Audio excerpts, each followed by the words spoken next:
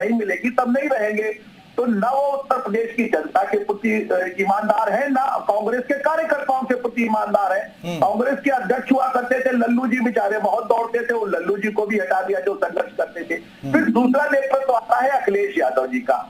अखिलेश यादव जी को मैंने पहले ही कहा कि कभी वो ममता के पास जाते हैं, कभी वो राहुल को हाथ हिलाते हैं, कभी वो ओवैसी के परम मित्र केसीआर के पास भी चले जाते हैं, जो इस देश के सबसे बड़े बहुसंख्यक समाज को गाली देने को ही अपनी राजनीति। ठीक है, पहले कुलभूषण जी आप जवाब दे लीजिए, फिर अभिषेक राय के पास जाएंगे बाकी सवालों के साथ। अभिषेक जी आता हूं, पहले कुलभूषण जी। मैं यही कह रहा हूं कि अगर जो आप कर क्या रहे हैं, इतने दिन से सत्ता में बहुमत की सरकार बनाए बैठे हैं और अभी भी आप पिछला ही रोते रहेंगे कि ऐसा है ऐसा है, आप कर क्या रहे हैं ये तो बताइए। कर रहे हैं आप देश में बेरोजगारी कर रहे हैं। आज बेरोजगारी जिस स्थिति में है, हर जगह सरकारी पद कम किए जा रहे हैं और सरकारी जो भी संस्थान है वो निजी क्षेत्र को दिए जा रहे हैं। महंगाई की स्थिति आप देख रहे हैं, अर्थव्यवस्था का हाल आप देख रहे हैं, आपके आंकड़े बहुत अच्छे हैं। जमीन पे आज छोटा कारोबारी, छोटा व्यापारी बहुत दुखी है। कुलभूषण जी ठीक बात है, आप ये सारे सवाल उठाइए, लेकिन जो बात निकलकर सामने आती कांग्रेस पार्टी के लिए, उत्तर प्रदेश के लिए,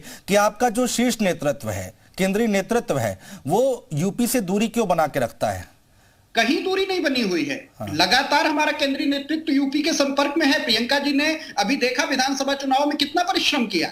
ठीक है, हम वोट में उसे तब्दील नहीं कर पाए। चुनाव के बाद भी तो यूपी की जनता इंतजार करती है ना, या फिर चुनाव पे आते हैं टूरिज्म पे?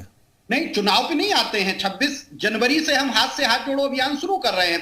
यात्रा हमारी दक्षिण से उत्तर की ओर जा रही थी, फिर भी हमने उत्तर प्रदेश के 3 जिले कवर किए और हर जिले में तो अपार बोल लीजिए संजय जी, जल्दी से बोल लीजिए। हमारे साथ थी वो आप देखिए, और आगे भी हमारे कार्यक्रम उत्तर प्रदेश में चलते रहेंगे। 2 महीने का प्रोग्राम लेकर हम आ ही गए हैं 26 जनवरी से 26 मार्च तक। कामों को देखना नहीं चाहती। आप बताओ, उत्तर प्रदेश का बजट अगर साइज 2 गुना हुआ है, इसका मतलब उत्तर प्रदेश का रेवेन्यू बढ़ा है। इंफ्रास्ट्रक्चर में अगर एयरपोर्ट बन रहे हैं, अगर सड़कें बन रही हैं और उत्तर प्रदेश में निवेश आ रहा है, तो ये बताने के लिए पर्याप्त है कि उत्तर प्रदेश बढ़ रहा है। आप एक इशू बताइए, 14 से लेकर 22 में आ रहा है, एक ही इशू लेकर चलते हैं। आपके बगल में राजस्थान है, की दर क्या है ये बताइए। अभिषेक राय जी चर्चा में आइए। अभिषेक राय जी, भाई बीजेपी संजय चौधरी को आपने सुन लिया, आपके नेता के बारे में क्या कह रहे हैं? सुभाष यादव जी ब्रेक पर जाने से पहले आपके ऊपर उंगली उठा रहे थे, कह रहे थे क्यों चले गए तेलंगाना, उनको वहां जाने की जरूरत क्या पड़ गई, अगर यहां पर झूला झूला रहे थे आपको? मैं संजय अनुज भाई, मैं इसका जवाब जरूर देना चाहूंगा। सबसे पहले तो हमारे बड़े भाई संजय चौधरी जी को जवाब देना चाहूंगा।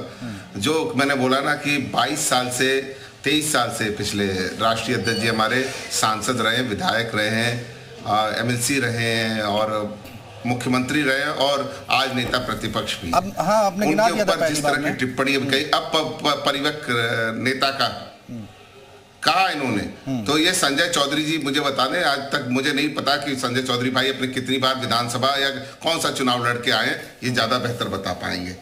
जो जनता से चुना हुआ प्रतिनिधि है उसके बारे में इस तरह की टिप्पणी, इतने कॉन्फिडेंस के साथ झूठ बोलना, ये संजय चौधरी भाई मेरी बात कंप्लीट होने दीजिए। कभी तेलंगाना को जाए, यानी कि जिसका अगर नेतृत्व ही तय नहीं है तो वो कैसे दूसरों को नेतृत्व? बोलने दीजिए डॉक्टर साहब को बोलने दीजिए, डॉक्टर साहब को बोलने दीजिए। चुप रहिए। हाँ, चुप है, गुस्सा मत करिए, चुप है वो, बोलिए। मैं आपका बड़ा रिस्पेक्ट करता हूँ, प्लीज आप सुनिए। और अभी हमारे भाई संजय यादव जी कह रहे थे, अभी मैं आपको दैनिक जागरण में प्रकाशित हुई थी एक खबर 4 सितंबर 2022 को, भारतीय जनता पार्टी के घोसी के सांसद थे, पूर्व सांसद हरि नारायण राजभर जी। उन्होंने क्या क्या कहा माननीय ओम प्रकाश राजभर जी के लिए, उसके बाद भी ये भारतीय जनता पार्टी की स्तुति में लगे हुए हैं, क्योंकि जगह कहीं नहीं मिल रही है। पहले समाजवादी पार्टी में थे, यहां से निकल गए, बसपा के लिए तारीफ करी, वहां से भी उनको निकाल दिया गया, अब भारतीय जनता पार्टी के पीछे लोटा लेके घूम रहे। घूमिए साहब, और क्या क्या नहीं कहा, दैनिक जागरण में खबर स्पष्ट छपी है। मैं उस खबर के बारे में टिप्पणी नहीं करना चाहता। माननीय ओम प्रकाश राजभर जी की बड़ी इज्जत करता हूं, बड़ी इज्जत करता हूं। आप देख लीजिए दैनिक जागरण में क्या खबर छपी। सुभाष यादव जी, माननीय ओम प्रकाश राजभर जी के लिए बोला टैक्सी चलाते थे, मुख्तार अंसारी के शूटर थे। हाँ। और उसके बाद सपा से गठबंधन हो गया तो कुछ पैसे मिल गए, टिकट 17। जवाब दीजिए सुभाष यादव जी। एक राजभर को ठीक बात तो कर रहे हैं यहाँ पर, एक खुद लड़े, अभिषेक राय गलत क्या कह रहे हैं? को टिकट नहीं मिला। जवाब जी अभिषेक राय जी को मैं जवाब देना चाहता हूं। पहले तो इन्होंने जो तर्क दिया था हमारे संजय भैया के ऊपर, पहले उस तर्क का मैं इनको जवाब दे दूं। इन्होंने बोला कि वो भाई सांसद रहे हैं, मुख्यमंत्री रहे हैं, विधायक रहे हैं, तो आप परिपक्व नेता कैसे हुए?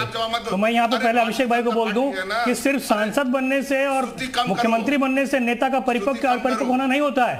2014 हारे, 2017 हारे, 2019 हारे, 2022 हारे, 22 के बाद में बाई इलेक्शन हुआ आजमगढ़ का, वो चुनाव भी आप हारे।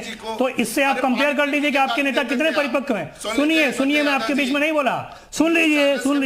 अब आते हैं हरिनारायण राजभर पर, सुनिए पहले। अब आते हैं हरिनारायण राजभर के ऊपर पहले से ऑलरेडी आपने जब खबर पूरी पढ़ी होगी तो आपने ध्यान नहीं दिया।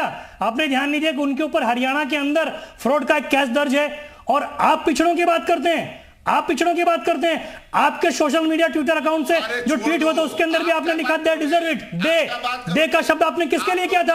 आपने ये शब्द का इस्तेमाल करके पूरे पिछड़े वर्ग का अपमान किया था। आप पिछड़ों की क्या बात करते हैं? आप तो सबसे ज्यादा पिछड़ों का अपमान करते रहते हैं। आप हमें सिखाएंगे क्या होता है? लोटा लेने की बात कर रहे हैं आप। अरे सुनिए, सुनने की क्षमता रखिए अभिषेक राय जी। तर्क तो है नहीं आपके पास, बकर सुबह से शाम खाली टीवी में बैठ के बकर करते रहते हो।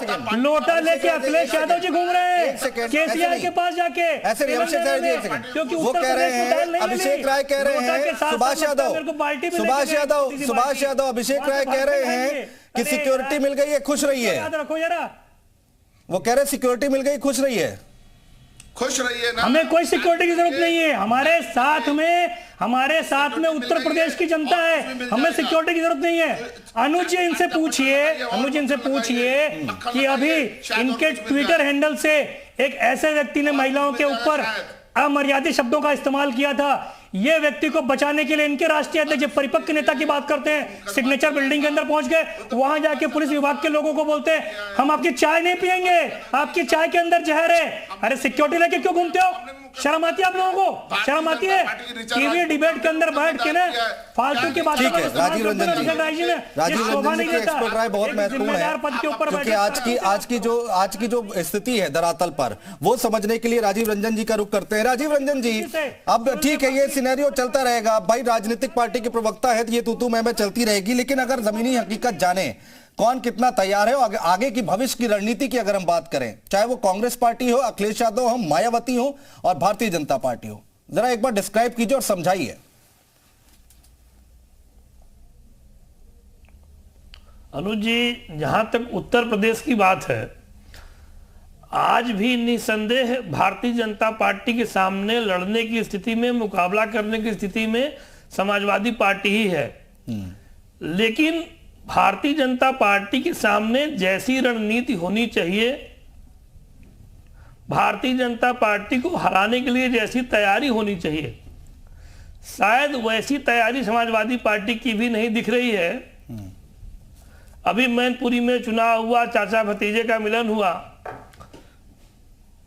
उसको बीते करीब 1 महीने से ऊपर हो गया और अभी तक शिवपाल जी की भूमिका समाजवादी पार्टी में क्या होगी, या पूरे प्रदेश में समाजवादी पार्टी कौन सा ऐसा आंदोलन चला रही है, कौन से ऐसे मुद्दे लेके चल रही है कि भारतीय जनता पार्टी को घेर पाए। हाँ।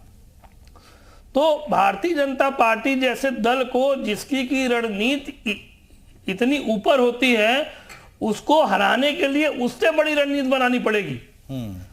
और उससे बड़ी रणनीति समाजवादी पार्टी बनाती दिख नहीं रही है। अभिषेक राय जी जवाब दीजिए, जल्दी से जवाब दीजिए। राजीव रंजन जी जो एनालिसिस कर रहे हैं।